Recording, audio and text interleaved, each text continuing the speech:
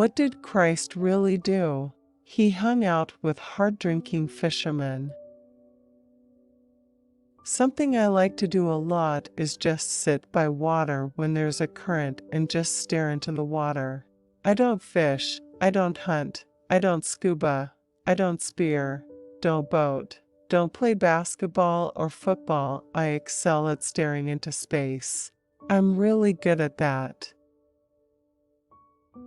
My parents wanted to light my artistic candle, but over time, the definition of the arts began to stretch.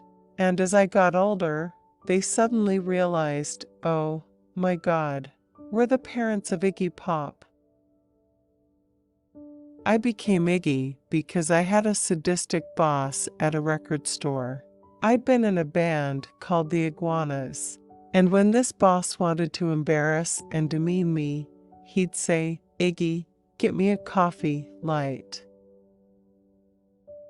Studios are like hospitals. A lot of people check in and they don't check out. She looked at me penetratingly, so I suppose you can figure out what happened next. Second only to the sea, the Miami sky has been the greatest comfort in my life past 50. On a good day, when the wind blows from the south, the light here is diffuse and forgiving.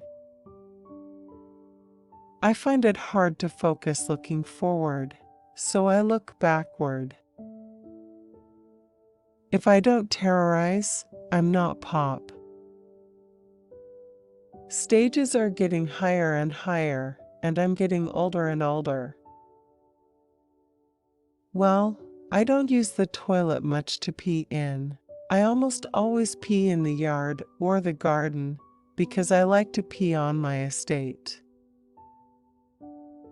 I have no idea why a guy would bring a jar of peanut butter to a concert. Miami's not anybody's poor cousin.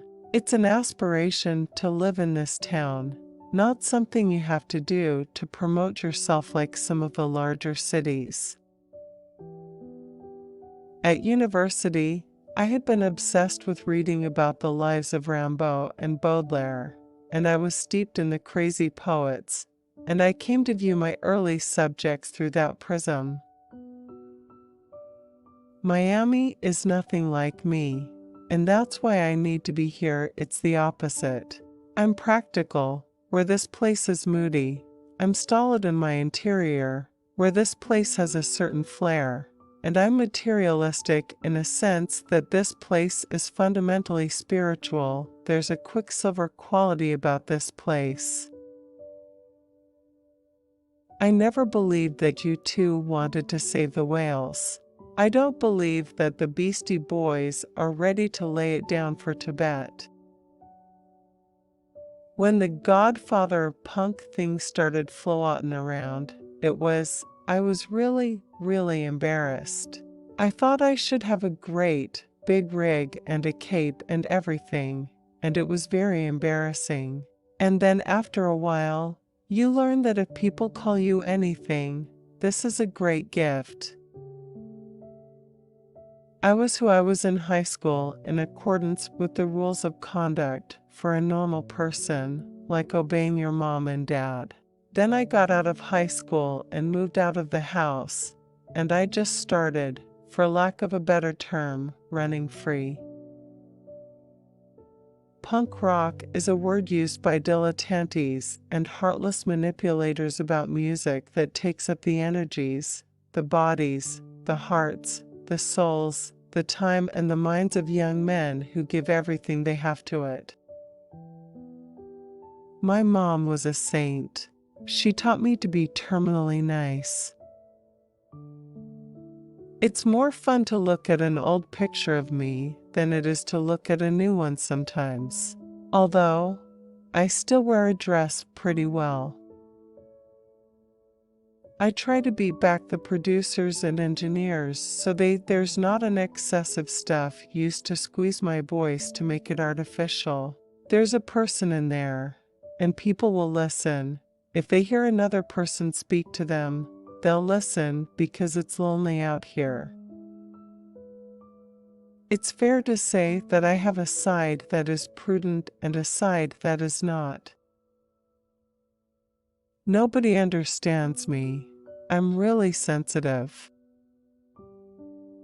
What some people would call antics, I would just call a good show. I stare at myself in the mirror and I think, wow, I'm really great looking. I think I'm the greatest, anyway. If you give a good performance, something that gets some feeling across to people, that's such a rare gift. It's underestimated at this point in history, when the music biz is inevitably turning into a kind of politics. I have a hot memory, but I know I've forgotten many things, too, just squashed things in favor of survival. The more walking around money I have, the less I walk around. My general take on American music since 1969 is that it's just getting stiffer and people are getting more uptight audience, performance, and palace guard. The most successful stuff is sold to you as indispensable social information. The message in the music is, we are terribly, terribly slick and suave, and if you listen to us, you can probably get a leg up in society, too. I like music that's more offensive. I like it to sound like nails on a blackboard, get me wild. Look, you're here to see me, and I can't go on until my dealer is here, and he's waiting to be paid, so give me some money so I can fix up, and then you'll get your show. Well, the stuff that has become more commercial doesn't have any edge. I'm a travel enthusiast. I'm a little bit damaged in about 15 different ways, and it's been nice that no particular damaged area has become a major issue. I'm a more than moderately healthy 65-year-old male who has gotten away with a lot of stuff. I like semi-torn down places where I could get nestled in and get something done without anyone bothering me. A lot of young musicians get the money at the wrong time. They get it for something they don't feel great about, and it'll make you feel so bad it'll destroy you and kill you. Musical types tend to combine the burden of the author with the burden of the actor.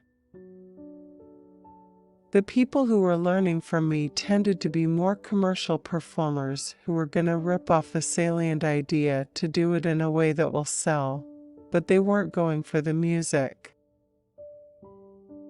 In 1965, when great young white artists in the English-speaking world were successfully rechanneling hillbilly and black music, Bob Dylan, Ray Davies, Pete Townsend, Keith Richards, they didn't get any money at first.